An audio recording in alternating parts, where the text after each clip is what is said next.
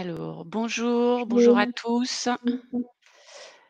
On va bientôt démarrer. Avant de démarrer, quelques petits, cadrages. Juste, si vous pouvez nous dire si le son, l'image, tout ça, c'est bien, dans les petits, commentaires, dans les petites bulles. Est-ce que, c'est bon pour vous? OK. Bonjour, bonjour, bonjour, bonjour, bonjour. Bonjour à tous. Son et image, OK, génial, super. OK, parce que la dernière fois, ça avait mis un peu de temps. S OK, bon, bah, parfait.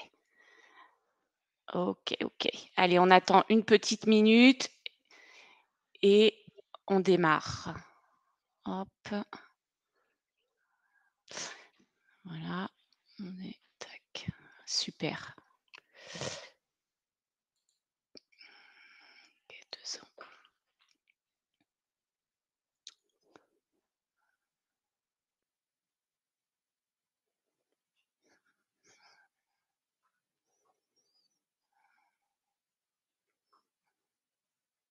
Je dis que certains trouvent qu'on pense à eux. Quoi? Certains trouvent qu'on pense à eux. Très sympa de programmer une formation aussi importante en pleine période fiscale et déclarative. Ouais, je sais, ouais. On n'a pas pu faire autrement, mais on pense bien à vous. On S'il est espère là. que on espère que tout s'est bien passé. Il en reste encore un peu, mais bon.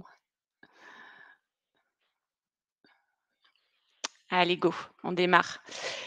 Hem, donc bonjour à tous, hein, comme on le disait, en enfin juste avant, beaucoup de courage pour ceux qui sont connectés, après le 15 mai. Vous n'êtes pas épuisés, fatigués, vous n'êtes pas dit: «Allez, une journée de vacances, de off, on prolonge le week-end». Donc bravo.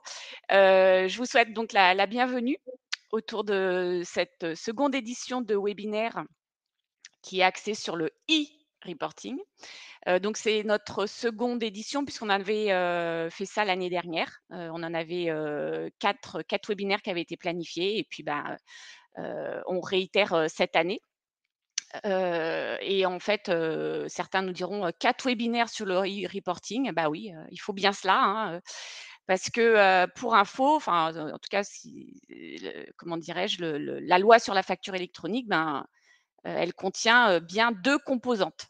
Il y en a et parmi ces 2 composantes, il y en a un qui est un peu plus discret en matière de communication, de formation ou de webinaire. C'est celui d'ailleurs qui fait l'objet de cette série de webinaires, c'est le fameux e-reporting. La première composante, vous la connaissez bien, c'était le e-invoicing, la facture électronique en elle-même. Et donc là, on va, se concentrer sur cette seconde composante qui est le e-reporting. Et en fait, ben, quand on s'intéresse à ce nouveau processus, qu'est le e-reporting, ben, on remarque 2 choses flagrantes. La première re et qui est la plus importante, c'est que finalement, ça va toucher beaucoup, beaucoup plus d'assujettis TVA qu'on ne le pensait. Et donc un grand bouleversement qui peut avoir lieu dans notre, informatique, notre comptabilité en matière de collecte, de traitement ou d'envoi. Donc voilà la raison pour laquelle on a axé sur quatre webinaires avec 4 grands, focus, enfin 4 grandes thématiques. La première, elle avait eu lieu le 11 avril, c'était notre premier webinaire où on a fait une introduction générale, et une analyse détaillée de ce qu'était le e-reporting, des données de paiement. Parce que dans le e-reporting, il y a 2 types de reporting. Il y a le reporting sur les données de paiement et un autre qui est, les données de transaction. Et donc c'est aussi l'objet de ce deuxième webinaire où on rentre un peu plus dans le vif du sujet sur le e-reporting des données de transaction, mais axé, aujourd'hui sur la partie B2C. Les prochains webinaires, heu, seront axés sur le reporting des données de transaction sur la partie, internationale, B2, E2B et E2C. Et pour info, le dernier webinaire sera lui axé cette fois-ci sur une méthodologie, une proposition de méthodologie et de diagnostic, pour savoir en fait à quelle sauce on va être mangé sur les différents, types de e-reporting. Donc, pour clore toutes les débats sur les, comment dirais-je, les supports et les mails et cetera, le replay, à l'issue de chaque webinaire, vous allez recevoir un mail qui comporte le lien pour, l'accès au replay et le support et ainsi qu'une attestation de présence. Donc pour, animer cette nouvelle édition, j'ai avec moi un spécialiste que certains déjà commencent à connaître, qui est, Marc, Lamordegal, expert comptable et qui est, pilote du groupe de travail auprès de l'AFNOR sur le e-reporting. Il vous en parlera, plus amplement. Donc l'AFNOR, c'est l'organisme qui a repris les travaux qui avaient été confiés à, l'AIFE. L'AIFE, c'était l'Agence pour, l'informatique financière de l'État. Et donc pour animer ce webinaire, donc Marc Lamorlegal et moi-même, Amélie Ramara, expert comptable et vice-présidente de la commission innovation. Alors Marc, bonjour. Bonjour à tous.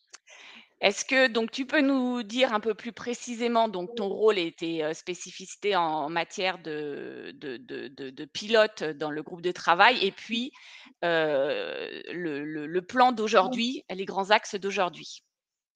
Bien volontiers. Donc, comme tu le disais, il y avait avant le fait que le PPF, le portail public de facturation, ne soit plus accessible aux entreprises ou aux éditeurs directement, il y avait des spécifications fonctionnelles qui étaient publiées sur le site impôts.gouv auquel on pouvait accéder.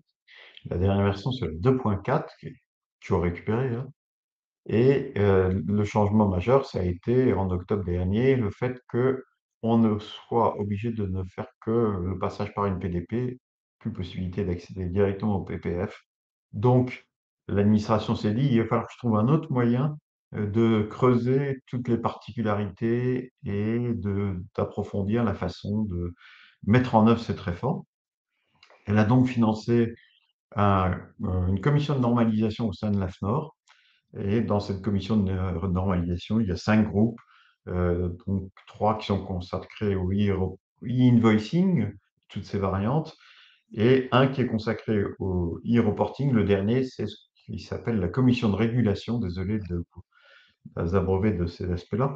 La commission de régulation, elle a pour but de tout coordonner et de voir comment les textes vont évoluer.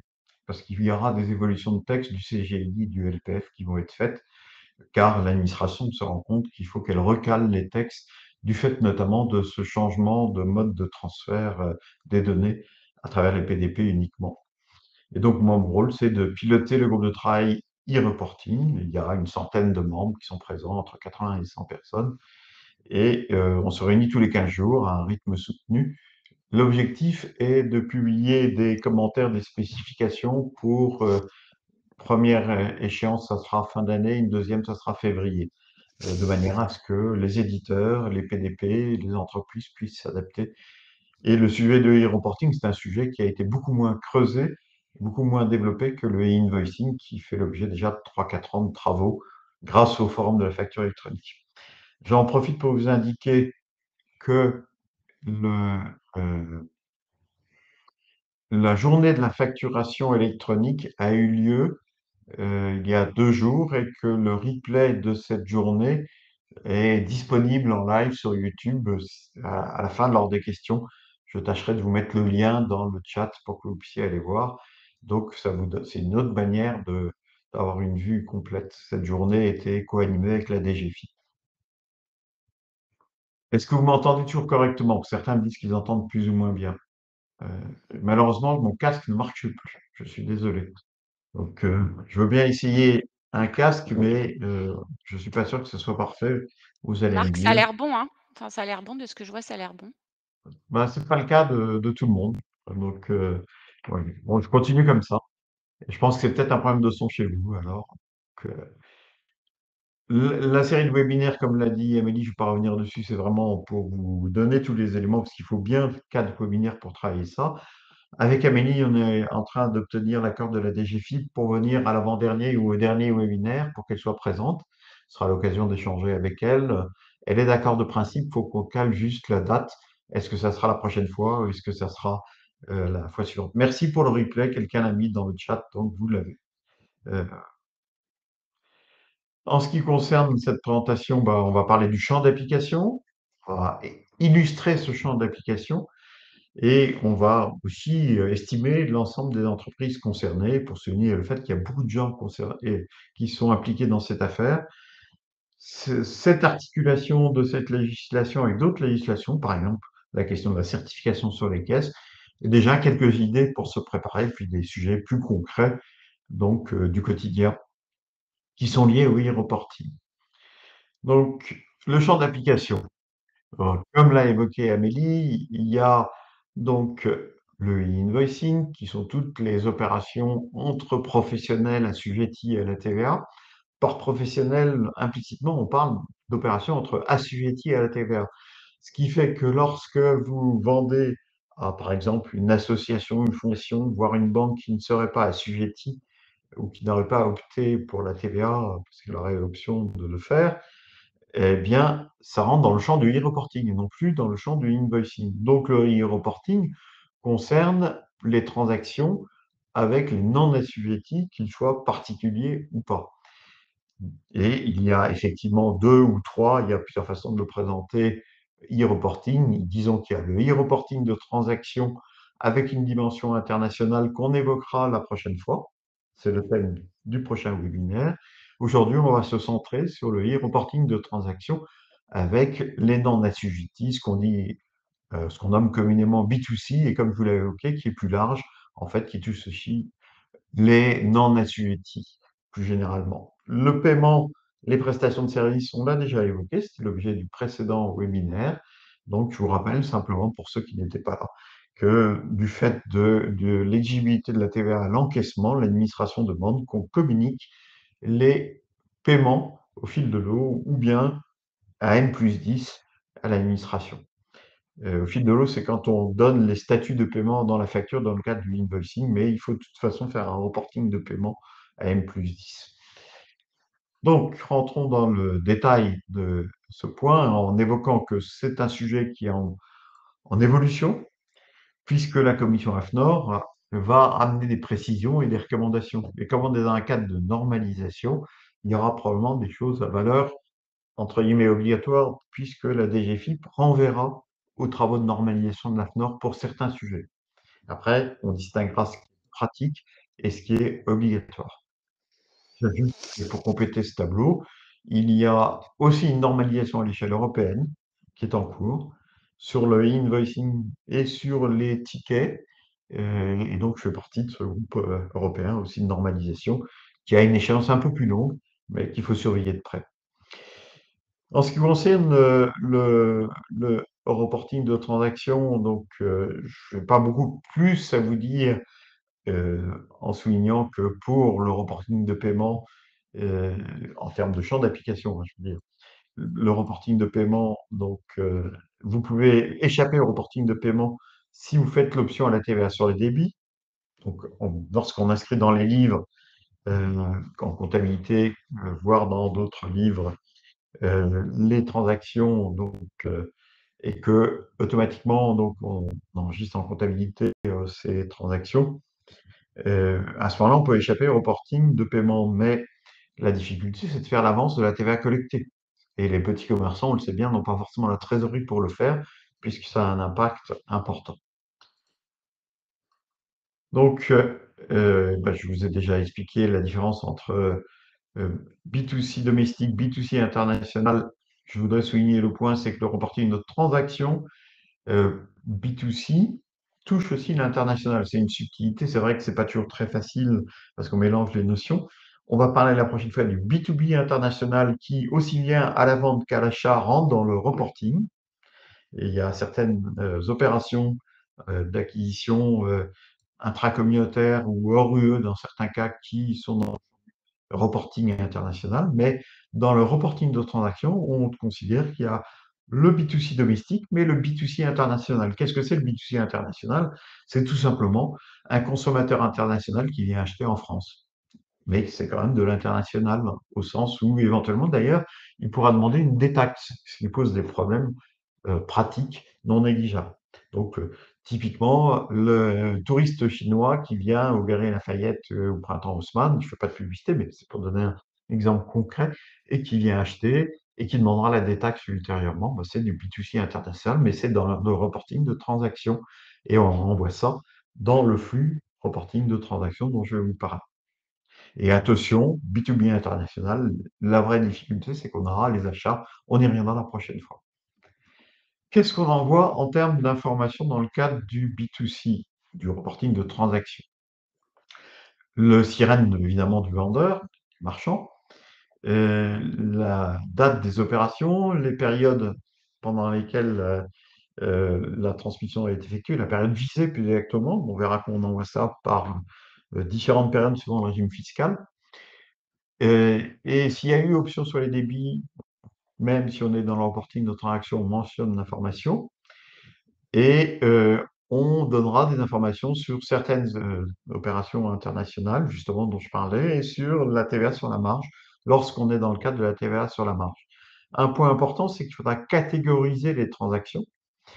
C'est le cas déjà théoriquement, hein, en principe, puisque, justement, il faut bien distinguer les prestations de services des livraisons de biens à cause de cette fameuse exigibilité de la TVA à l'encaissement et il faudra bien identifier les TVA sur la marge et on sait qu'il y a plusieurs variantes dans les TVA sur la marge, donc vous savez que vous pouvez faire ça globalement ou par opération.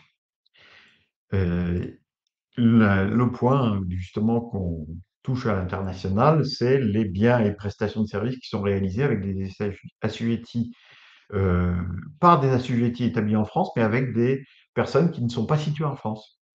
Ça peut être là aussi le cas de prestations à distance, de vente à distance dans certains cas.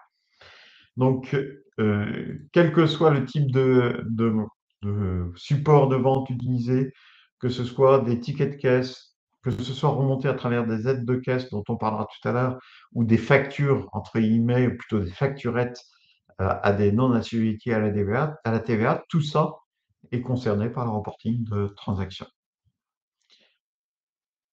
Et on va donc, aussi transmettre la TVA due en euros pour les transactions qui sont de devises étrangères et en plus en les éclatant par taux d'imposition, c'est-à-dire par, taux de TVA correspondant et éventuellement en indiquant la devise. Un point important, c'est le nombre de transactions quotidiennes qu'il faudra par catégorie mentionner. Donc, on parlait tout à l'heure de livraison de biens, de prestations de services, de TVA à la marge et d'opérations avec des non assujettis internationaux. Donc, c'est ça qu'il faudra décompter. Alors, on a eu dans le cadre du groupe de travail à ce temps de longues discussions pour savoir ce qu'on décomptait, parce que c'est pas facile et que, particulièrement les caisses ne sont pas adaptées pour ça, pour le moment.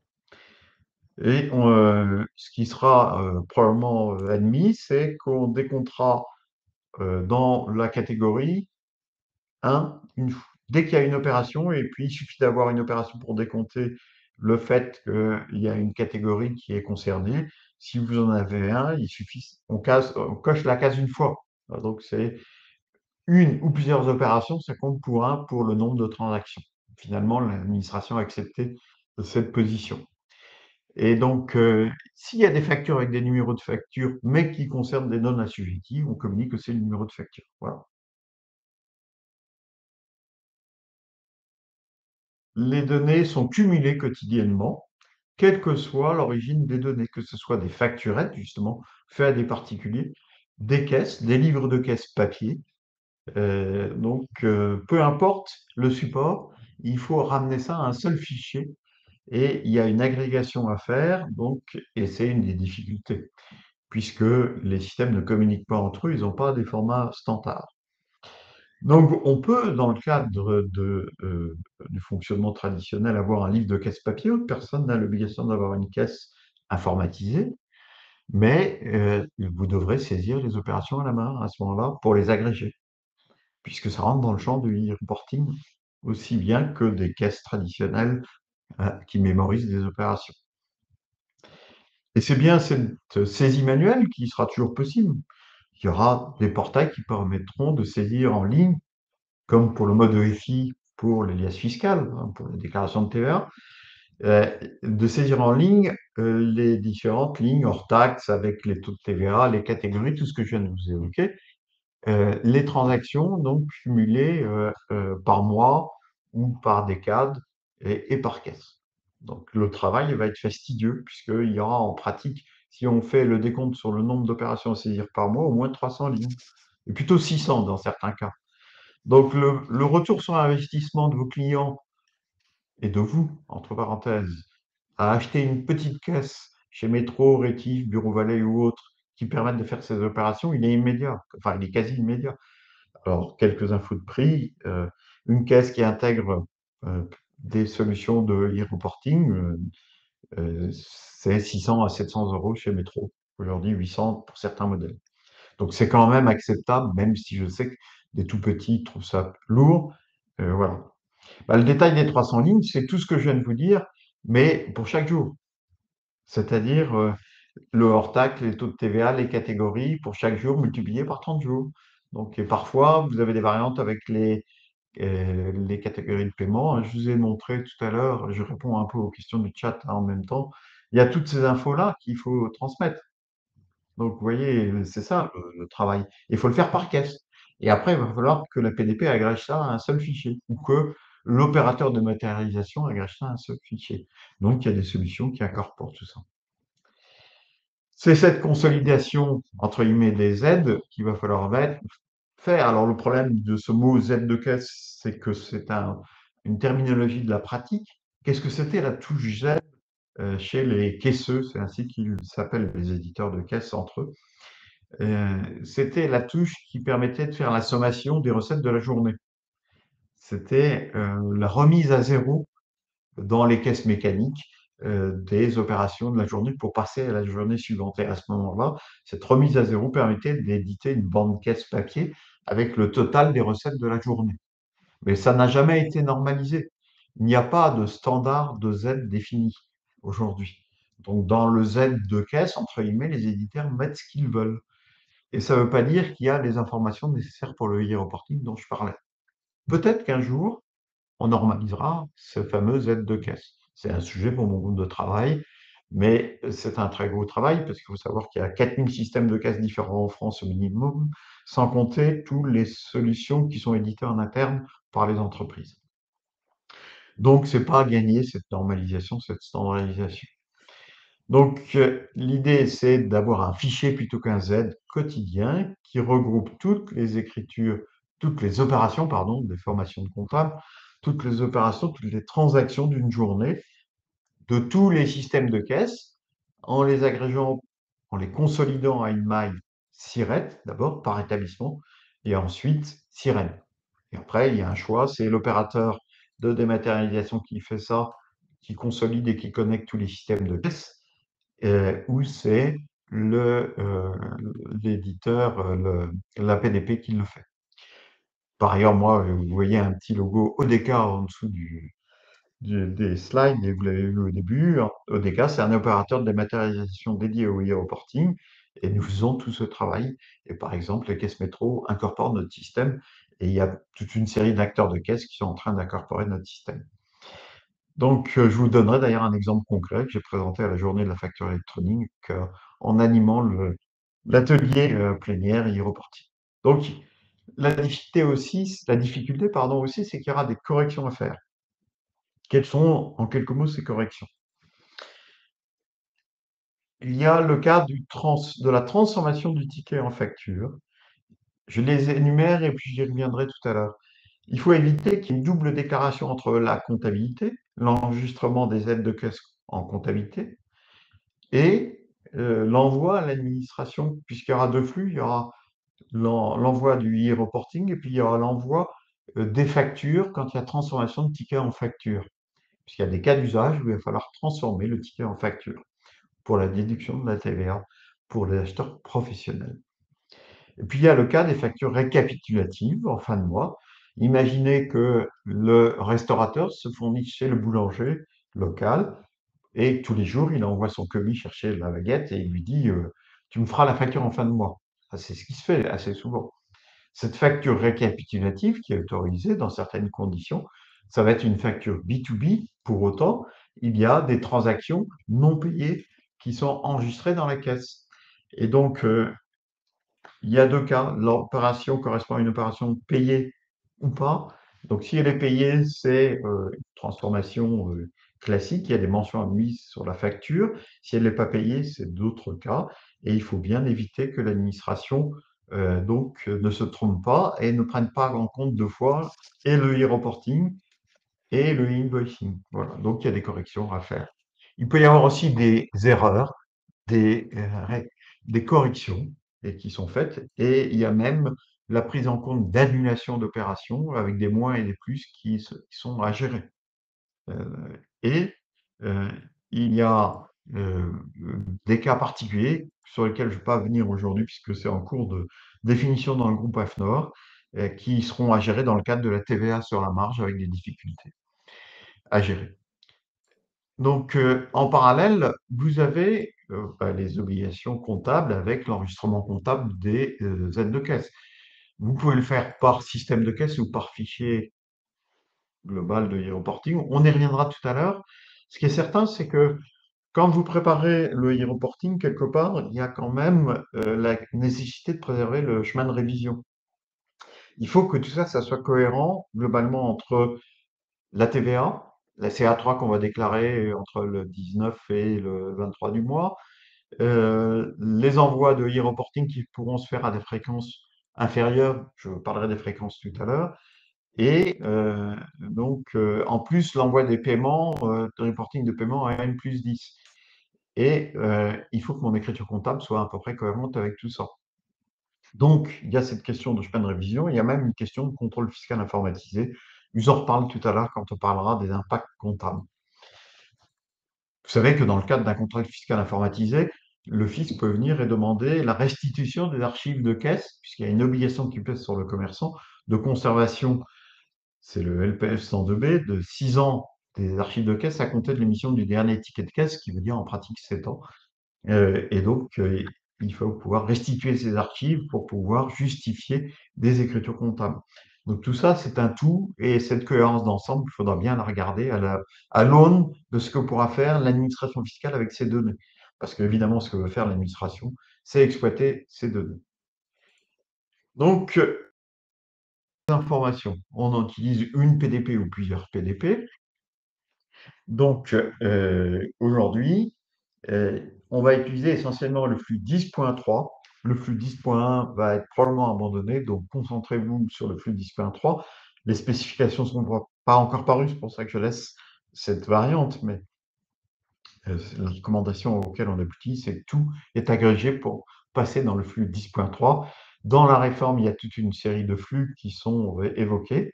C'est les différentes natures de transmission d'informations.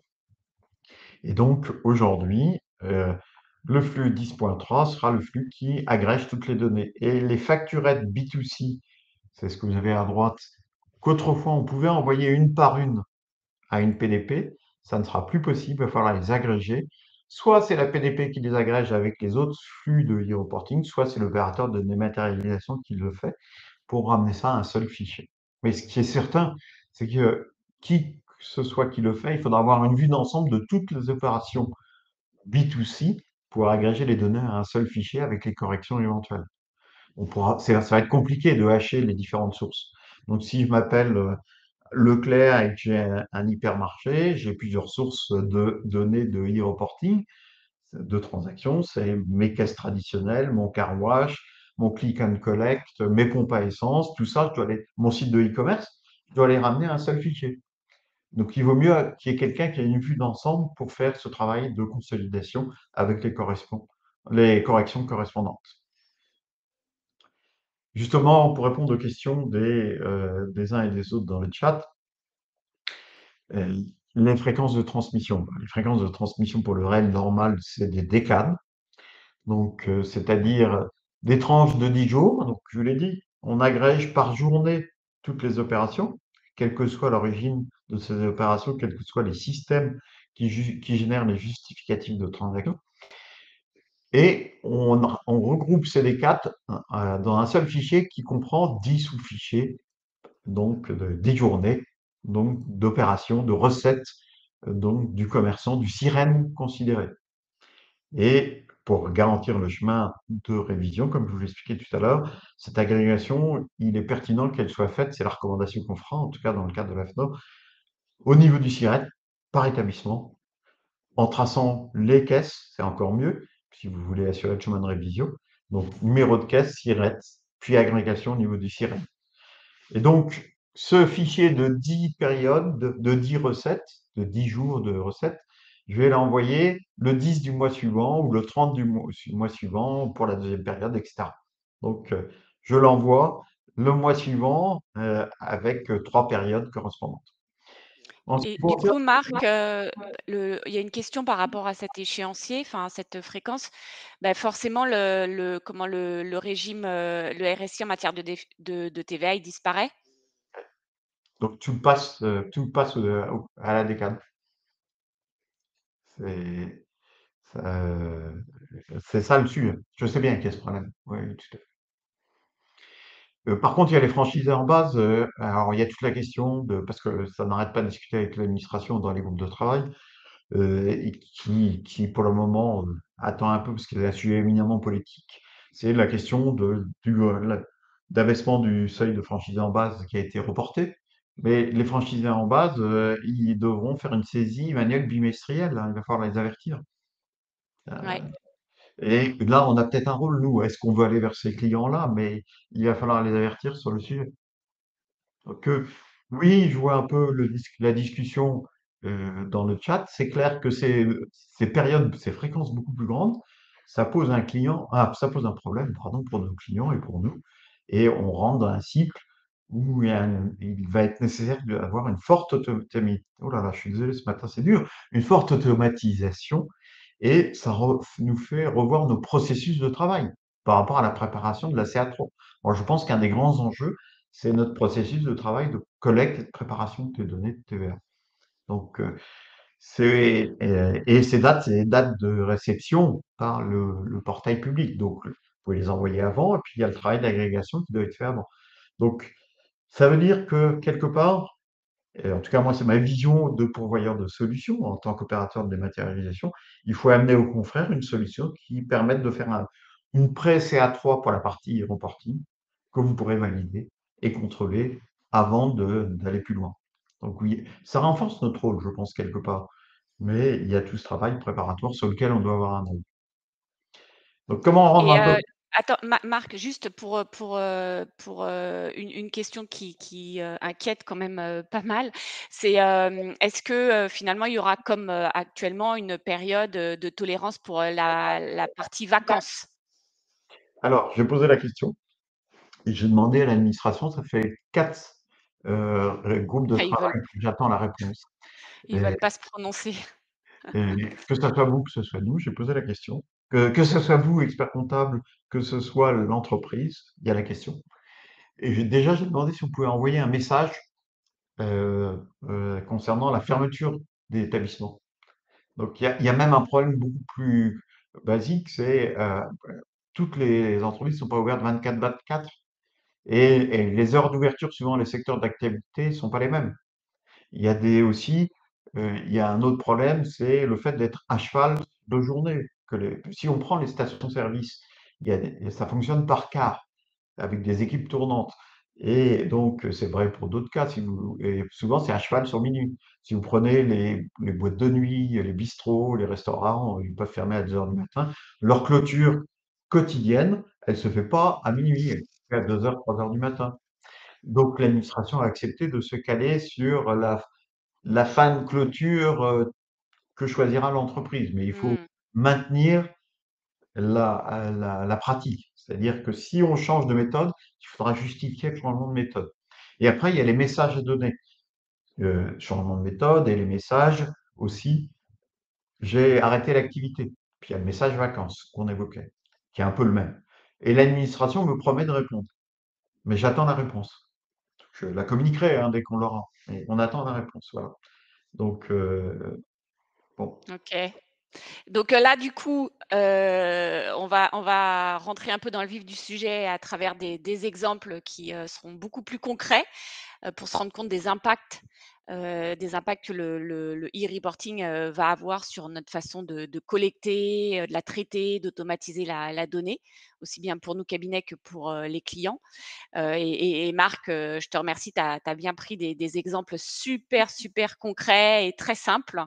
Va je te laisse les exposer, hein.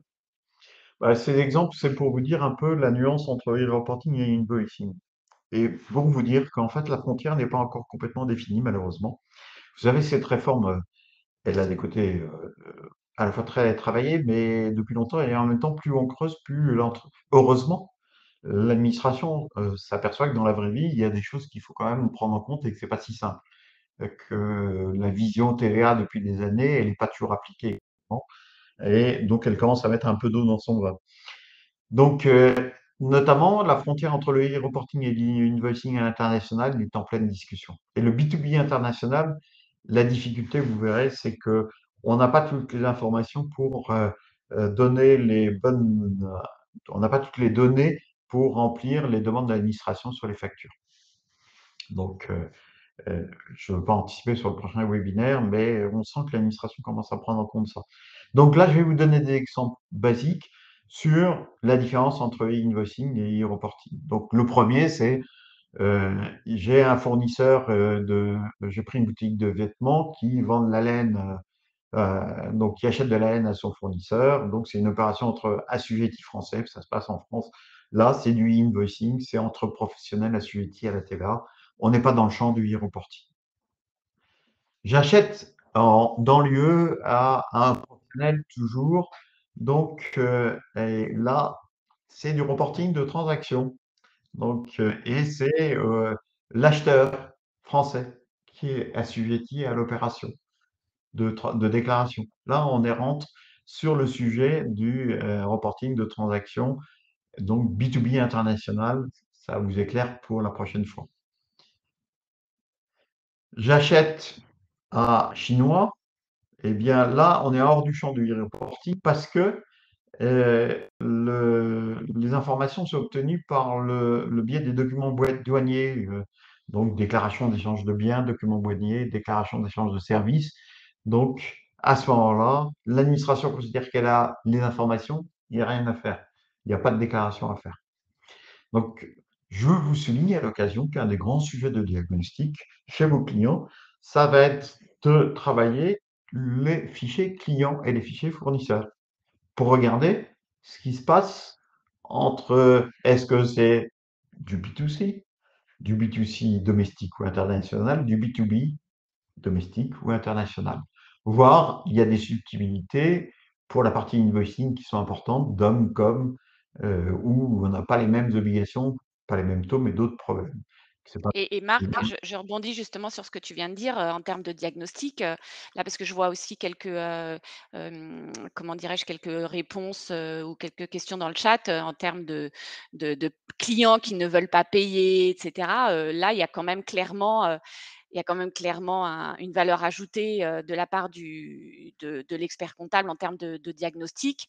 Donc ça peut être aussi un complément, de chiffre d'affaires et il n'y a pas de raison que, cette expertise ne soit pas, rémunérée. Donc c'est aussi un chemin à aller chercher, en tout cas à aller se concentrer sur, ce diagnostic, à proposer à ses clients. Oui, et puis je pense que parallèlement dans on va l'aborder le diagnostic, puis c'est le dernier webinaire, hein, et avec la prestation que effectivement vous devez, vous pouvez faire et que même vous pourrez, à mon avis, faire de façon quasi récurrente parce que ce sujet de bien identifier chaque année, parce qu'une entreprise, ça évolue, les flux évoluent, la qualification des opérations aussi. Par contre, on verra par des automatisations, les différents éditeurs proposeront des solutions là-dessus. Mais je dirais même que dans la production de la déclaration au quotidien, bah, le rôle du cabinet évoluera, mais vous aurez toujours un rôle qui fera partie de la prestation du cabinet. Et je vois quelqu'un qui dit: «Mais moi je travaille, seul, la déclaration par décade, sera pour conséquence, je ne ferai plus rien d'autre encore de moi». Non, la préconisation, c'est que votre client, il faudra qu'il prenne des caisses, et s'il n'en a pas, et qu'il prenne des caisses qui automatisent complètement les choses. Dans la solution, par exemple, que nous commercialisons et dans des systèmes de caisse, eh bien, vous avez accès en direct dans un portail à tout ce que fait le client. La remontée des données de caisse se fait automatiquement avec des API dans vos outils comptables et la proposition de déclaration e-reporting, elle est prête, elle est faite et c'est vous qui la validez. Et là, c'est votre rôle que de vérifier que tout se passe bien. Mais le boulot de collecte, c'est sûr qu'il faudra l'automatiser et ça passe par des systèmes de type caisse certifiés si possible et qui, en plus, incorporent la fonction e-reporting uniquement. Sans ça, si c'est manuel, c'est pas possible. Et c'est vrai que ça pose un problème. Je prends les gens qui travaillent sur les marchés ponctuellement, les saisonniers. C'est vrai que ça va leur poser un problème. Donc, personnellement, je ne crois pas, sauf qu'il y a de très faibles volumes et qu'on est sur les franchisés en base, je ne crois pas à la saisie manuelle dans un portail. Donc, c'est du délire. Ben non, je suis désolé, c'est ce que demande l'administration qui vous dit de toute façon, c'est les règles de TVA qui existent depuis 40 ans. Je ne fais que les transposer à de l'informatique, en considérant que quelque part, quelqu'un le faisait avant. Alors, on le faisait plus ou moins bien et différemment. Voilà. Et ce qu'il faut bien souligner, c'est que c'est ce qui se fait à l'échelle européenne. Et que tout ce qu'on va faire dans le reporting aujourd'hui de transactions, est calqué à l'échelle européenne et par chance, la directive européenne VIDA, donc, qui donc a été adoptée, qui étend le sujet reporting, s'inspire complètement du reporting français. Donc, ce qu'on fait en France, il y aura la possibilité de le faire, de se calquer sur l'étranger aussi, pour les opérations à l'étranger plutôt. Alors, plus de vacances, je vois des mots, plus de vacances. Non, encore Tiens. une fois, il y a l'automatisation. L'enjeu, c'est l'automatisation de tout ça. C'est pareil pour les factures électroniques, c'est le même sujet. Ah oui, c'est clair que ça veut dire qu'il y a des systèmes qui doivent automatiser. Mais c'est voilà. Et l'objectif, enfin à terme, hein, je ne sais pas dans combien de temps, mais l'objectif quand même, c'est que les TVA, les CA3, soient remplis pré-remplis automatiquement, qu'on n'ait plus besoin de les faire et ça peut même aller encore un peu plus loin après avec, tout ce qui est, les déclarations, les liasses fiscales, les déclarations fiscales. Bon, on ne sait pas dans combien de temps, mais c'est quand même l'objectif. C'est un objectif vraiment intégré par la DGFiP, vous en parlerez. Quelqu'un dit: «Encore faut-il connaître le fonctionnement de cette multitude de logiciels de caisse». Bien sûr que oui et il y a un sujet.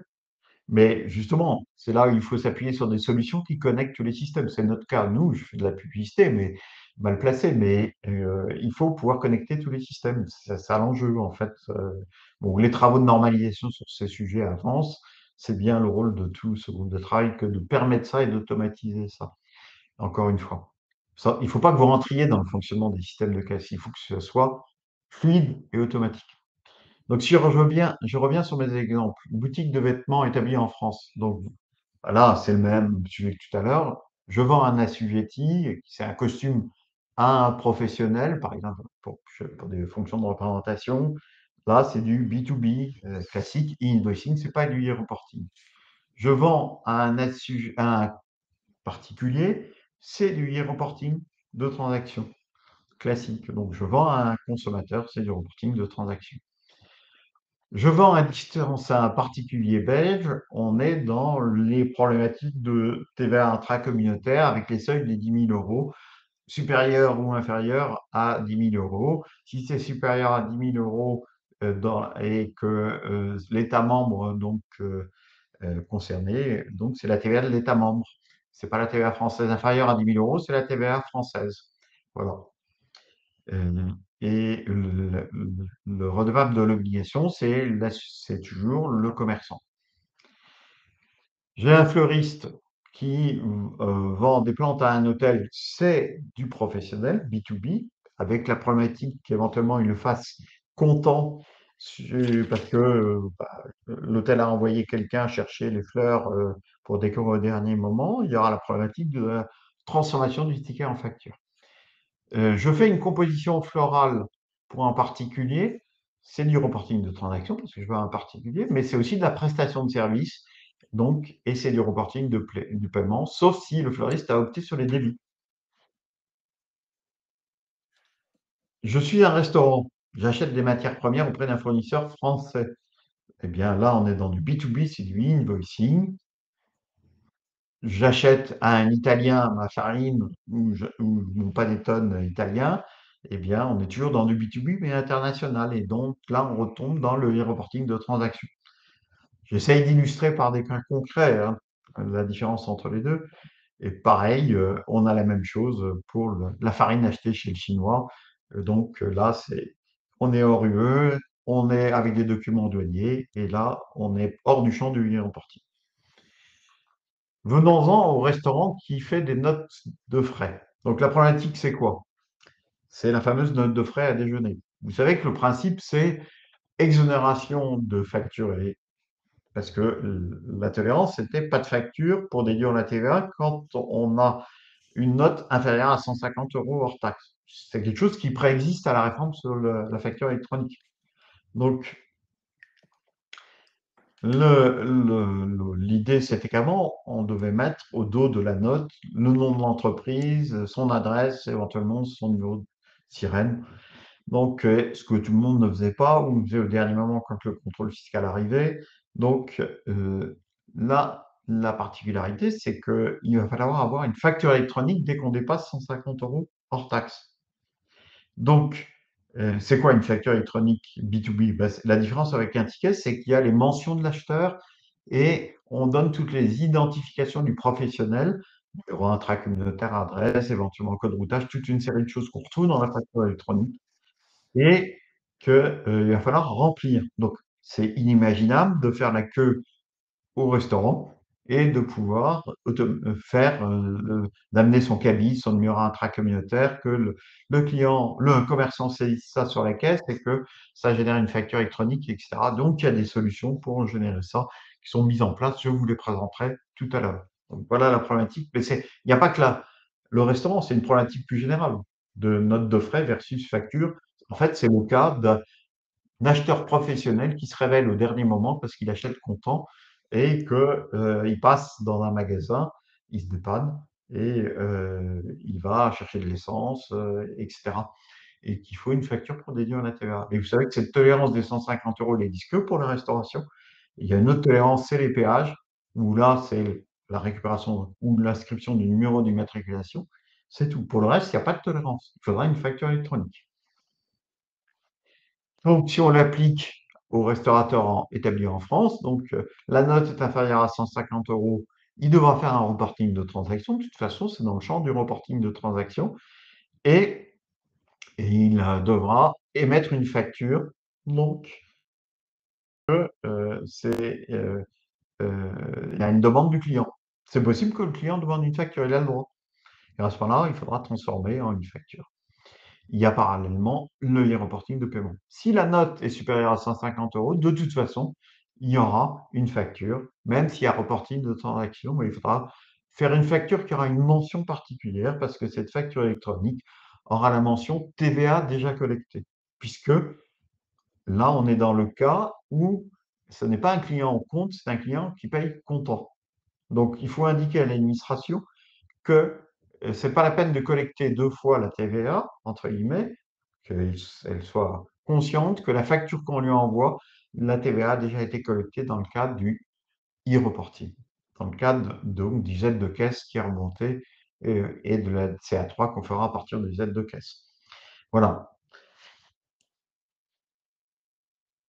Lorsque, le client est, un non assujetti, il n'y a pas de sujet, il n'y a pas de facture à faire puisqu'il n'y a pas de déduction de TVA. Il y a juste reporting de transaction et reporting de paiement parce qu'une restauration sur place, c'est une prestation de service. Je vous rappelle que si le restaurateur part, si le restaurateur permet de faire des plats à emporter, on est dans la livraison de biens, on n'est plus dans la prestation de service. Attention à cet aspect dans le paramétrage des caisses. Donc, après avoir illustré un peu les cas différents e-reporting et invoicing, on va évoquer qui est concerné. Donc, il y a à peu près 8 millions d'assujettis à la TVA en France, selon les données de la DGFiP. Sur les 8 millions d'assujettis, il y en a 4,1 millions qui sont des redevables de la TVA. Il y en a à peu près 3 millions qui sont soumis à l'obligation de e-reporting, reporting confondu, aussi bien e-reporting international que reporting de transactions ou reporting de paiement. Donc, d'après les travaux qu'on a pu faire autour des chiffres INSEE et des GIFIP en croisant, ça représente à peu près 2,2 millions de personnes ou d'entreprises soumises au e-reporting de transactions. Parce qu'il n'y a pas que le retail classique ou le coiffeur, c'est du e-reporting. Vous prenez même le vétérinaire qui fait des opérations soumises à TVA, le chirurgien qui ferait des opérations esthétiques, qui est soumis à TVA, il rentre dans le champ du e-reporting de transactions. Et ces gens-là peuvent faire des prestations de services ou pas. Donc les deux bulles se recouvrent, 1,2 million de gens soumis aux prestations de services. Il y en a une partie qui est des 2,2 millions, mais c'est impossible à estimer, qui fait aussi du reporting de transactions. Il y a 200 000 personnes qui sont soumises au reporting B2B international en tant qu'exportateurs, mais il est beaucoup plus difficile d'évaluer ceux qui sont importateurs.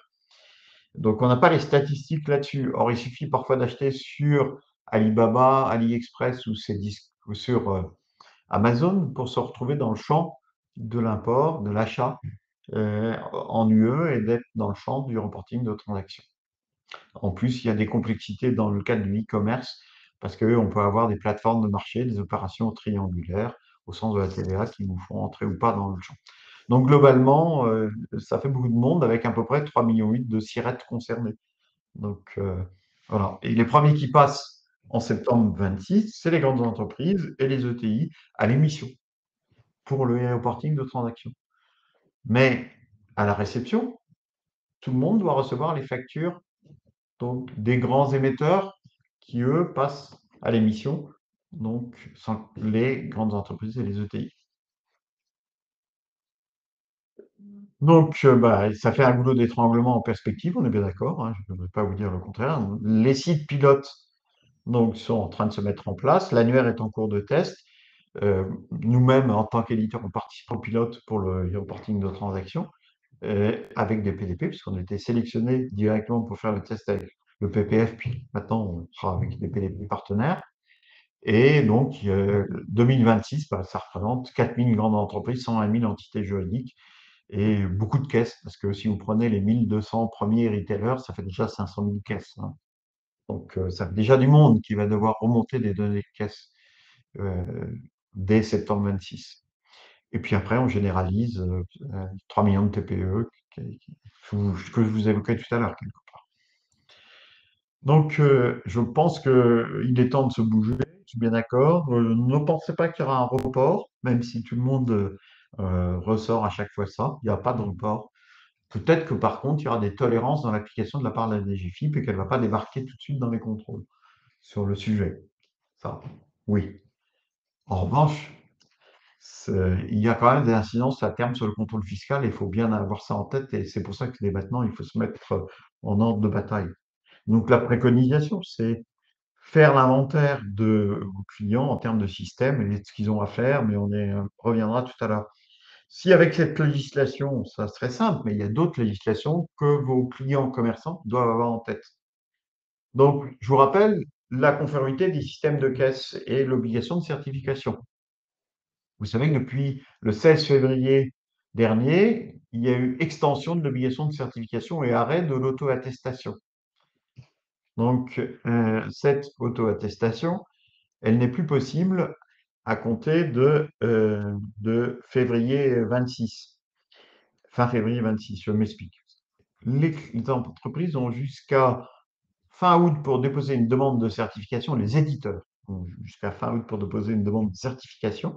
Or, il y a beaucoup d'éditeurs de systèmes de caisse au sens large qui donc doivent être certifiés parce qu'ils s'étaient auto-attestés, y compris nos chers éditeurs de la profession, qui ont tous choisi le camp de l'auto-attestation.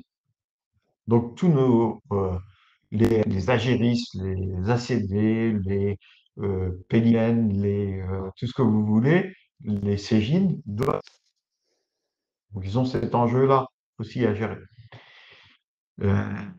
Je j'animerai un webinaire le 5 juin, ouvert à tous et gratuit sur le sujet avec le Laboratoire national d'essai, qui est un des certificateurs et je l'ai déjà animé avec, InfoCert AFNOR, il y a 3 semaines, donc sur le sujet. Donc si vous voulez, si vous êtes intéressé, je sais pas Amélie, si tu pourras relayer, l'invitation. Mmh. Je pense que vous avez un vrai sujet auprès de vos clients, y compris ceux qui font du e-commerce, parce que ces gens-là sont concernés aussi. Ils pensaient être hors champ, alors dans bien des cas, ils sont dans le champ. Vous avez les autres obligations qu'il ne faut pas oublier, c'est la conservation des données, c'est le NPF 102B, il y a une obligation d'archivage des données de caisse, hein, donc, et puis il y a tous les sujets de comptabilisation et de lien avec le FEC sur lequel je reviendrai tout à l'heure, et les sujets de demande de traitement informatisé et de piste d'audit firme. Donc traitement informatisé, encore une fois, le vérificateur peut venir et vous demander si il peut extraire les données de vos caisses et il va falloir expliquer ça, y compris comment on a constitué le fichier de e-reporting. Parce que ça peut rentrer dans le champ des justifications à donner, puisque c'est tout ce qui justifie, même indirectement, les déclarations ou les résultats. C'est le LPF 13.4. Donc, ça, c'est pas nouveau, hein, ça existe déjà depuis longtemps. Piste de lead fiable, eh bien, comme on a de la TVA aussi sur les tickets, eh bien, il faut pouvoir expliquer tout ça.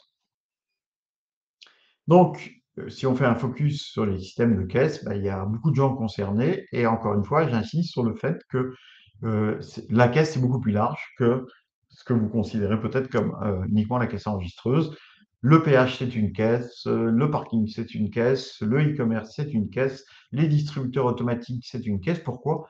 Parce que c'est tout ce qui mémorise des opérations et des non assujettis informatiquement. Mais on a le droit d'avoir une caisse papier, mais il faut avoir un livre de caisse, un carnet à souche numéroté. Et il n'y a pas de standardisation, c'est l'objet de mon groupe de travail d'arriver à progressivement faire évoluer tout ça. Et parallèlement, sur la certification, il y a des évolutions en cours. Je suis dans les comités qui approuvent les référentiels de certification parce qu'il fallait qu'il y ait un regard des experts comptables sur le sujet et on essaye de faire évoluer les choses. Voilà. Mais on y est quand même depuis 2018. Hein. Donc, parlons comptable un peu.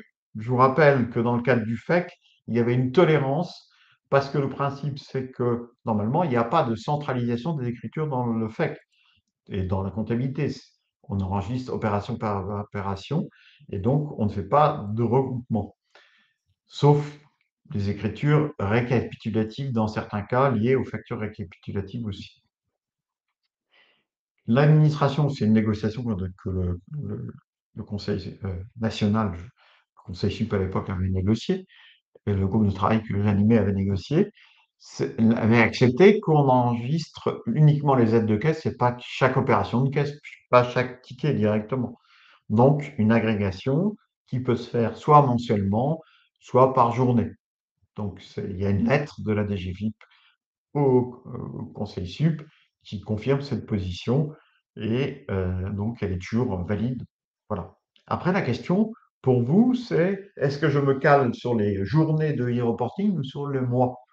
Vous avez le droit de vous caler sur le mois, donc, mais il faudra pouvoir, en cas de contrôle fiscal, aller jusqu'à la journée et jusqu'au ticket. C'est ce que j'expliquais tout à l'heure. Dans le cadre du contrôle fiscal informatisé, le vérificateur qui vient a le droit de demander à extraire, à faire extraire les données de la caisse et à faire des demandes de traitement informatisé pour pouvoir vérifier la cohérence avec les écritures comptables et la CA3. Donc, attention à ce point. Parce qu'on a 15 jours pour répondre aux demandes de traitement informatisé et ces demandes, bah, c'est très court de faire la restitution des données, voire exécuter les demandes dans 15 jours. C'est pour ça qu'il faut que vous insistiez auprès de vos clients pour qu'ils archivent les données de caisse. Car ils ont l'obligation, c'est l'article 286 et 3 bis qui existe depuis 2018, c'est pas nouveau, ils ont l'obligation d'archiver les données de caisse au moins une fois par mois. Et dans le cadre de l'examen de conformité fiscale, c'est un des points de contrôle de l'examen de conformité fiscale et du contrôle fiscal. Donc tout ça est lié, il faut pouvoir justifier toutes les opérations. Voilà. Comment on va se préparer à tout ça? Quand même, je donne quelques éléments pour le reporting de transaction, puis on reviendra sur le diagnostic dans 2 webinaires. Donc, bah, il faut cartographier comment fonctionne l'entreprise. Quelles sont les activités? Est-ce qu'ils font du B2C du B2B, du B2C, de l'international ou pas? Est-ce qu'ils font des prestations de services? Est-ce qu'ils font des livraisons de biens? Est-ce qu'ils font de la TVA sur la marge? Est-ce que globalement, ils ont des systèmes qui sont capables de produire les informations ou pas? Est-ce qu'ils vont pouvoir automatiser ou pas? Il faudra probablement changer de caisse. C'est pour ça que je vous parle de la caisse métro, pour ceux qui auraient ou faire évoluer les caisses ou que l'éditeur de caisse soit connecté à des opérateurs comme nous qui font le travail de reporting. Et nous, on commence à être connectés dans une vingtaine de systèmes de caisse aujourd'hui. Et il faudra valider les transmissions et les déclarations, et c'est votre travail qui va être renforcé, à mon avis, là-dessus. Et vérifier que dans le calendrier de la réforme, les opérations se font bien avec la fréquence de correspondance 27 ou 26 aussi. Donc, il faut une cartographie du système d'information. Qu'est-ce qu'il y a comme caisse? Qu'est-ce qu'il y a comme système de facturation? Il ferait des factures B2C aussi éventuellement. Et donc, il faudra regarder ça par SIRET aussi, par établissement. J'ai un client qui a plusieurs établissements, il peut avoir différents systèmes de caisse. C'est l'occasion de proposer le problème de la certification de caisse. Sans ça, il y aura une amende de 7 500 € pour votre client, sans compter les amendes pour l'éditeur de caisse. Donc, et il faudra voir comment vous allez améliorer la récupération de caisse. La saisie manuelle sur des portails type mail, c'est plus possible à mon avis, hein. Il va falloir automatiser tout ça à terme. Sans compter la partie rapprochement bancaire pour le reporting de paiement. Donc, si on donne une demande concrète à tout ça, bah, il faut vous poser la question de qui est redevable du reporting. Est-ce que c'est une entreprise qui a plusieurs SIRET ou pas? Qu'est-ce qui facture? Quelles sont les applications informatiques concernées? Comment sont paramétrées les caisses? Prestations de services, livraison de biens, transactions, mixte, caisse et livraison de biens. Donc, je réexpliquerai tout ça les autres fois.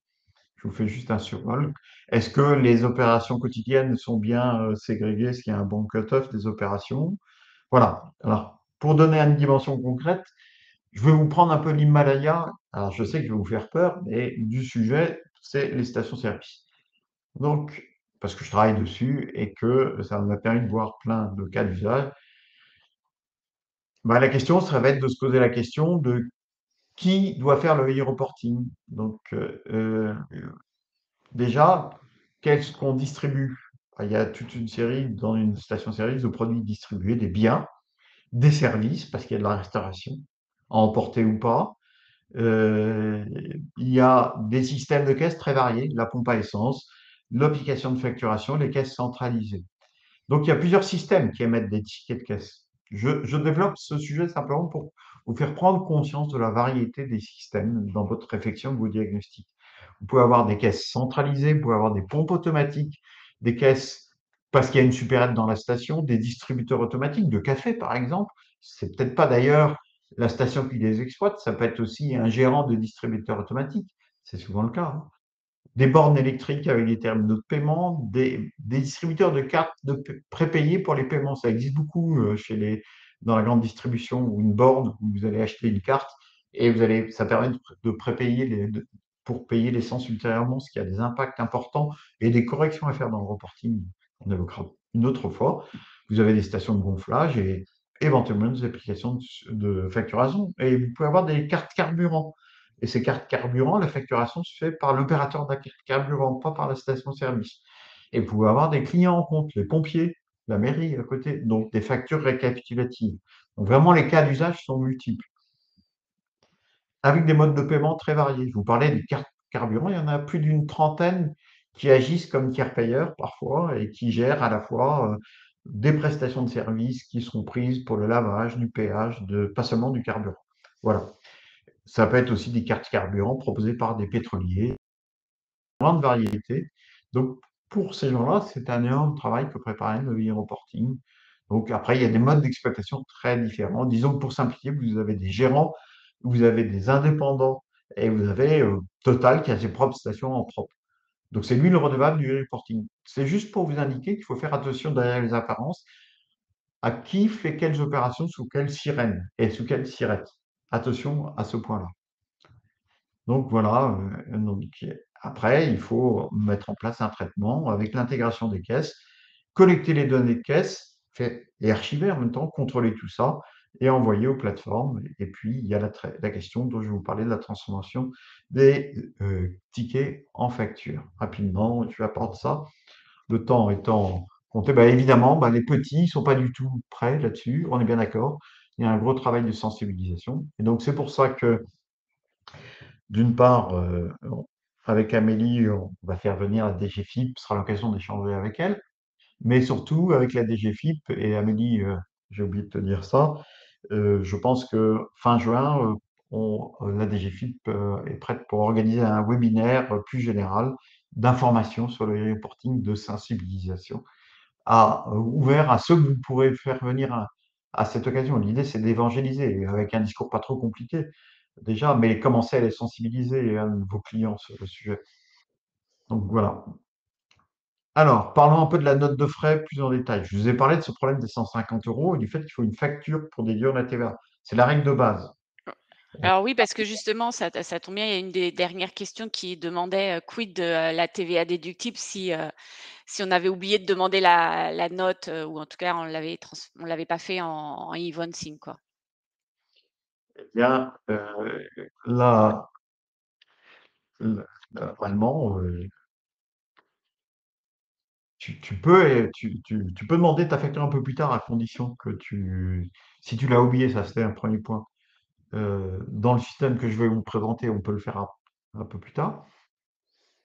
Mais si tu n'as pas de facture, bah, Pas de passer, TVA. tu ne pourras pas déduire la TVA. C'est ça le point.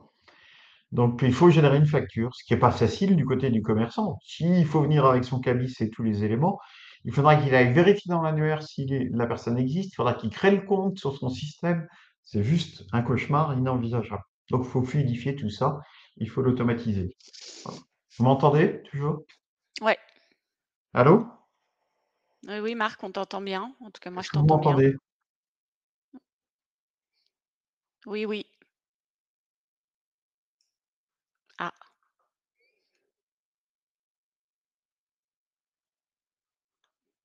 alors Marc a un petit souci avec son micro. Il arrivait sur la fin de sa présentation. Heu, on était en train de passer sur les tickets de caisse, dans les restaurants. Hem, Si vous avez, des questions, puisqu'on avait, prévu une, série de questions-réponses. On a essayé d'y répondre, en tout cas, tout au long de ce webinaire. Si vous avez une série de questions, mettez-les dans le chat, on va prendre le temps d'y répondre. Je réponds juste à Marc qui a perdu le fil. Ouais, allô Marc? L'ordinateur s'est arrêté pour une raison inconnue. OK, c'est bon, ça y est. OK, OK.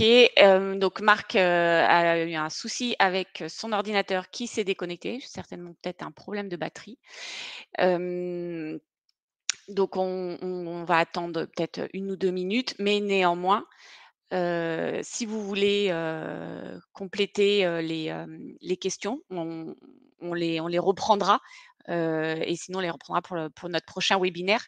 Le prochain webinaire, il est fixé dans 1 mois, il est au 11 juin, je crois.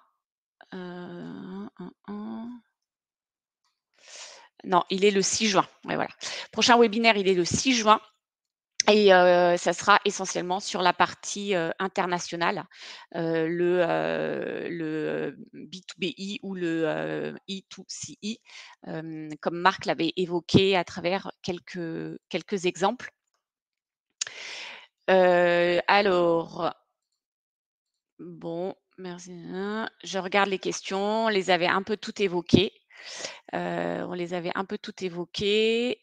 Tac, tac, tac, au moins, ouais, OK, merci beaucoup, bah, merci.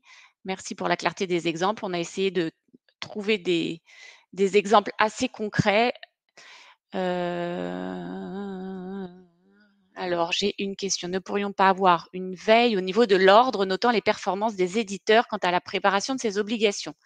Le monde est noté par ses clients de nos jours, pourquoi ne pas faire un autre niveau. Alors là, j'en profite et je rebondis, puisque, nous avons la plateforme PON, plateforme des outils numériques, qui a été refaite, avec une nouvelle, interface et justement, l'idée, c'est aussi d'y intégrer toutes les PDP ou même les OD, avec comment on appelle? Les éditeurs, pour, qui sont, à l'aise et en tout cas bien, performants pour répondre à toutes ces obligations.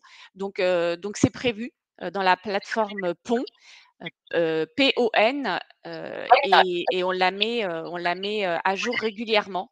Donc je vous invite vraiment à aller, la visiter, et je referai de toute manière remonter Et l'information, l'information, auprès de Pont pour justement, avoir cette veille, sur ces éditeurs. Est-ce que tu Donc on m'entends, a Amélie? Oui, je t'entends Marc. Donc on a, Désolé. Marc c'est pas grave, on a Marc qui est revenu. Je leur ai demandé s'ils avaient, quelques questions en plus de celles qu'on a pu aborder pendant tout le long du webinaire. Donc là, j'en vois, déjà, d'ores et déjà une, mais je ne sais pas, tu voulais conclure peut-être avant ou Bon, ben, comment? ce que je propose, parce que je vais aller vous dire qu'il existe des solutions de transformation automatique du ticket en facture, mais le mieux, c'est, puisque vous avez le lien de la journée de la facturation électronique, vous allez voir à 8h03, parce qu'ils ont enregistré toute la journée, dans le YouTube, et vous aurez de 8h03 à 8h25 l'exemple station-service détaillé, et surtout à la fin, la transformation de ticket en facture, ça sera beaucoup plus parlant. Et je propose qu'on attaque les questions, en fait, ça serait pas plus mal. Donc, effectivement, comme tu as déjà commencé. Comme ça, Ouais, donc j'étais en train justement de les revoir. Il y avait une demande, d'avoir une veille sur l'ensemble de ces éditeurs, qui, respectent les différentes obligations. Donc, j'ai dit que nous, on avait notre plateforme PON, plateforme des outils numériques qu'on essaye de mettre à jour et avec justement, pas forcément un système de notation, mais en tout cas, une veille, où chacun, pouvait, exprimer chaque éditeur pouvait exprimer sur quoi il était bon et avec, l'avis aussi des utilisateurs.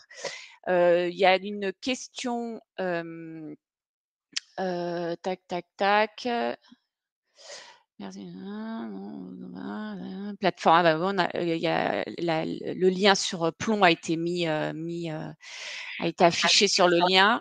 La question de la sécurisation du QR code ne se pose pas. Qui va demander une facture de récupération de TVA avec des mauvaises informations? Est-ce la que question. Une question de François Pommeret. Oui, mais je comprends pas vraiment la question. Qui va demander des... Le QR, il sert simplement à déclencher automatiquement la récupération de tickets sur un téléphone, hein. C'est d'ailleurs le, ce que je vous affiche là. Je pense que vous voyez le schéma transformation de ticket en facture. Je sais pas, dans mon partage d'écran, vous Beh, le voyez. oui, parce que je pense que c'est quand, quand on a un QR code, pour avoir Alors, la facture, si ça, finalement on oublie, on ça, revient, on dit: «Ah bah tiens». je vous l'explique. Alors, comment ça se passe? En fait, tu es devant la caisse, tu flashes le QR code qui est affiché sur un écran, ou tu utilises ton contact, ça affiche un ticket dématérialisé sur ton téléphone. Donc, ça, c'est la loi AJAC qui interdit l'impression systématique des tickets, donc il a fallu trouver des solutions. À ce stade-là, pour des questions de RGPD, on n'est pas identifié. Donc, il faut donc éviter d'identifier le consommateur lambda. Mais il y a une touche qui permet de dire: «Je suis un professionnel». Vous voyez un petit facture X, on ne le voit peut-être pas vraiment là-dessus, mais qui permet de dire: «Je veux une facture X», et à ce moment-là, ça permet d'aller chercher dans l'annuaire de de l'État, hein, les informations correspondantes. On renseigne automatiquement ces informations, et puis, ça va peupler les éléments qui manquent pour pouvoir faire une vraie facture, et ça va générer une facture au nom du commerçant sur un journal de vente commerçant, donc, et qui partira de la PDP du commerçant vers la PDP de l'acheteur. Donc, c'est l'affaire de 2 secondes, c'est automatisé, ça fonctionne déjà, ça va être déployé par exemple dans toutes les stations-service progressivement à compter de 25, de septembre 25. Voilà. Donc, il existe des solutions, il y a plusieurs solutions, hein. vous avez tous en tête quand vous allez chez Leroy Merlin ou chez Ikea la possibilité sur une borne de saisir les éléments pour faire une facture. Bon, ça va être un peu, ça c'est pas très fluide. Ça c'est une solution pour le faire immédiatement sur la caisse ou bien d'ailleurs quelques jours après, parce que le ticket dématérialisé est conservé quelques jours dans le téléphone. Je peux expliquer ça plus en détail pour ceux qui le veulent. Donc ça c'est une solution qu'on a imaginée pour générer la sécurité complète, le sujet. Mais pour tout vous dire, la DGFiP sur le sujet note de frais versus facture a constitué un groupe spécifique qui est vraiment réservé aux questions de sécurité autour de ça, dans lequel je suis pour sécuriser toutes les opérations. Donc il n'y aura pas de problème de sécurité là-dessus. Voilà. Mais je sais pas Donc si tu as là, compris François Pommeret exactement. Voilà. Donc, donc toujours avec ce QR code, il y en a qui se posent la question de savoir comment on va faire un restaurant concrètement quand il reçoit plus de 400 couverts par jour pour émettre à chaque client, une facture pour récupérer la TVA. Donc, bah, là, en l'occurrence, tout le monde aura son QR code, il va présenter son QR code, ça va être enregistré, les données, l'e-invoicing va sortir tout seul. exactement. Bah, c'est comme on va à Et la ça caisse. existe déjà, hein, il y en a déjà, hein. Il y a certains Oui. commerçants, certains restaurateurs qui le pratiquent, d'ores et déjà, hein. Oui, bah, déjà, même à table. Maintenant, il faut par contre toute une chaîne sécurisée, il faut chaîner ça avec la facture, il y a quand même un certain nombre de risques à gérer, ce qu'on gère, nous. Et quelqu'un nous dit, mais ce serait pas plus simple de donner un QR code à chaque entreprise avec les informations. Ça, c'est l'Italie. En Italie, il y a un numéro, tout le monde reçoit un numéro fiscal à sa naissance. Donc, ça sert pour ça. Donc, le chemin est inverse. Sauf que tous les systèmes sont adaptés. En France, ça veut dire qu'on a une identité électronique professionnelle qui viendra un jour, ce qui est dans les projets de la Commission européenne, mais qui n'est pas prêt du tout pour le moment, et les mentalités ne sont pas prêtes à ça. Donc, et ça veut dire que dans l'autre sens, il faut adapter tous les systèmes, tout le parc, avec une douchette qui est capable de lire le QR. Tandis que là, c'est l'inverse. J'affiche un QR sur un écran, il n'y a pas d'adaptation majeure à faire, et donc ça peut être lu par n'importe quel smartphone. Voilà. Ou même du sans contact. Donc c'est le chemin inverse, hein. L'autre chemin est envisagé par certains, mais ça veut dire qu'il faut réadapter tout le système. Et il faut éviter une attaque, parce que le risque de l'autre chemin, c'est une attaque par saturation, où quelqu'un vient et va mettre sur le dos d'une entreprise n'importe quelle facture, n'importe quoi, et saturer les systèmes. Je ne vais pas rentrer dans les détails pour des questions de sécurité, justement, c'est les travaux qu'on fait avec la DGFiP, mais on a bien en tête tous ces problèmes de sécurité, mais aussi le but, c'est de fluidifier complètement, qu'il n'y ait plus de sujet, que ce soit plus une problématique pour les commerçants et pour nous.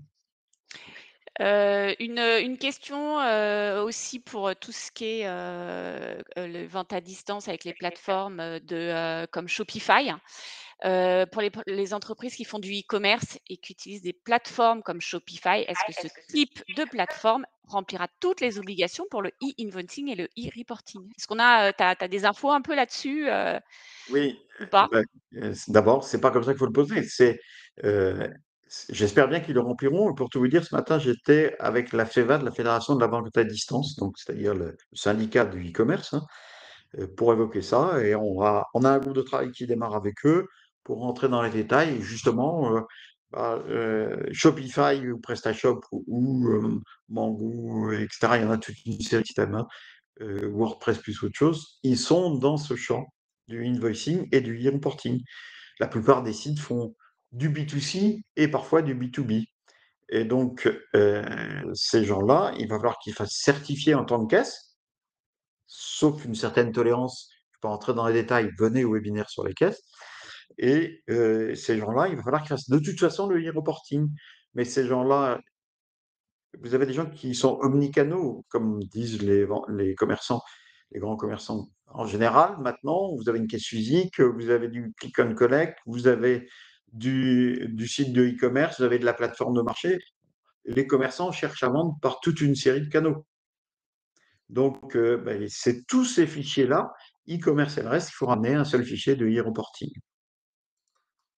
Donc, en ce qui concerne les entreprises soumises à la marge, vente de véhicules, bah oui, il y a un flux de e-reporting, il y a des particularités et on rentre bien dans le champ du e-reporting. Je ne veux pas rentrer dans les détails, mais c'est vrai que la TVA sur la marge sur le véhicule, c'est complexe, opération par opération. Le problème, c'est aussi euh, que vous, dans certains cas, vous pouvez faire un calcul global de marge parce que vous n'êtes pas capable de distinguer, vous avez acheté des biens d'occasion et tous les biens individuellement pour calculer la marge individuellement. Donc, il y a des tolérances pour calculer la marge. Puis dans d'autres, notamment dans les véhicules, c'est pas possible. Donc voilà, sauf s'ils vont à la casse. Enfin bref, on entrerait dans des détails, des particularités fiscales qui n'ont pas lieu d'être. Mais dans le groupe de travail AFNOR, on a ça en compte et on va faire des recommandations. Le marchand de timbre, c'est la même problématique. Vous savez, vous allez dans un restaurant qui vend un cigare individuellement, il est dans le champ de la TVA sur la marge. Donc, il y a plein de cas. Donc, les commerces de détail qui ont des paiements de sécurité sociale en partie et par le client. Oui, il y a cette particularité vous avez même la problématique des pharmacies plus largement. Il y a même une PDP qui veut se dédier à la pharmacie parce qu'il y a des particularités de métier qui se posent. Oui, il y a des cas où vous avez des tickets où il y a de la TVA et pas de TVA. Donc, il faut gérer ça. Et les systèmes doivent pouvoir analyser ça au niveau du ticket. Donc, c'est ce qu'on fait, nous. Voilà. Alors j'ai encore quelques petites questions, particulières. Quid que ça va être on est toujours sur la TVA à la marge, quid de la TVA sur la marge des marchands de timbres? Bah, je l'ai évoqué tout à l'heure, c'est le même problème que la TVA sur la marge. Et si je rentre aujourd'hui dans la TVA sur la marge, je vais en être pour un quart d'heure, 20 minutes. Et je pense qu'il faut mieux que vous attendiez les recommandations de l'AFNOR sur ce point-là, puisqu'on est en train de finaliser les recommandations là-dessus. C'est un des premiers sujets qu'on a traités. Mais c'est assez complexe, parce que vous savez, la TVA sur la marge, c'est aussi les agences de voyage, qui sont une autre particularité. Il y a un autre sujet que j'ai évoqué à peine, qui est la détaxe, qui pose d'autres questions. En fait, quelqu'un a dit, à force de tout vouloir contrôler, on n'y arrive pas, etc. En fait, on passe de l'ère d'une situation où on traitait en partie, entre guillemets, manuellement, avec des reprises, des saisies, des traitements, toute une série d'opérations, à une ère où il y a une chaîne qui doit progressivement s'intégrer complètement. C'est ça la difficulté, mais on fait que reprendre les cas d'usage du quotidien. Et ça repose la problématique de toutes les variétés d'activités, de situations, du commerce. Voilà. Alors moi j'aimerais enfin, je crois qu'il y a plus trop de questions. On arrive à la fin du webinaire, mais néanmoins, j'aimerais bien conclure sur une dernière question pour vous rendre compte de l'ampleur, du travail à faire, ou en tout cas du conseil, à opérer auprès de nos clients. Heu, un petit rappel, donc 1er calendrier de déploiement obligatoire au 30 septembre 2026, c'est une question. Pourriez-vous préciser les échéances de e-reporting et e-invoicing? Donc on l'a évoqué dans un de tes slides, précédemment, mais pour conclure sur ce webinaire, Marc, tu peux nous redire, le calendrier de déploiement en termes du e-reporting, C'est le même que finalement? le invoicing, c'est-à-dire à l'émission pour les grandes entreprises et les ETI, septembre 26, donc, et le reste, septembre 27. Puisque là, Voilà. on est émetteur, hein, on n'est pas receveur. On n'est pas dans la situation du B2B ou le e-invoicing. Donc, on envoie une facture de professionnel à un professionnel de ma PDP à la PDP de mon client. Là, on a un seul chemin, c'est j'envoie le flux de e-reporting à une PDP qui le transmet à l'État. C'est ça la nuance. Voilà. Eh bien, bah, voilà, donc il y a encore, il y a du chemin, à opérer en termes de conseils, hein. On en a fini pour ce webinaire. On vous Ouais, Marc? Je voulais juste répondre à une question qui est importante. Où trouver les recommandations AFNOR? Et donc, bah, elles seront publiées. Elles seront publiées sur le site impôts.gouv et elles feront toute la publicité nécessaire quand elles seront complètement validées. Voilà. Je vous garantis que c'est un très gros travail. Donc, ça prend du temps. Donc, Parce qu'il faut mettre, tout le monde autour d'une table en revanche, moi, je fais un appel à votre bonne volonté, surtout, Heu, remontez-moi les cas d'usage. Je vous ai mis dans le chat mon mail d'expert comptable et mon mail d'opérateur des maths. Remontez-moi les cas d'usage parce que c'est comme ça que je peux, entre guillemets, «faire prendre conscience à l'administration que, tout n'est pas si simple et que, il suffit pas de dire: "On va tout dématérialiser, ça va se marcher super bien"». Je suis bien conscient des difficultés et c'est pour ça qu'on a besoin de votre, apport. Donc quand vous butez sur un sujet, remontez-moi les cas d'usage. Je les traiterai dans la mesure du possible et puis ou on les traitera dans le groupe AFNOR, voilà. OK et ben, on se retrouve au prochain webinaire qui sera, sur, le E2BE à l'international. Merci Marc pour ces exemples, la clarté, le support. Et donc, beh, je vous souhaite une bonne journée, bon courage, merci d'avoir, suivi jusqu'au bout après cette période de fiscale, assez intense. Donc je vous dis au revoir. Merci à tous.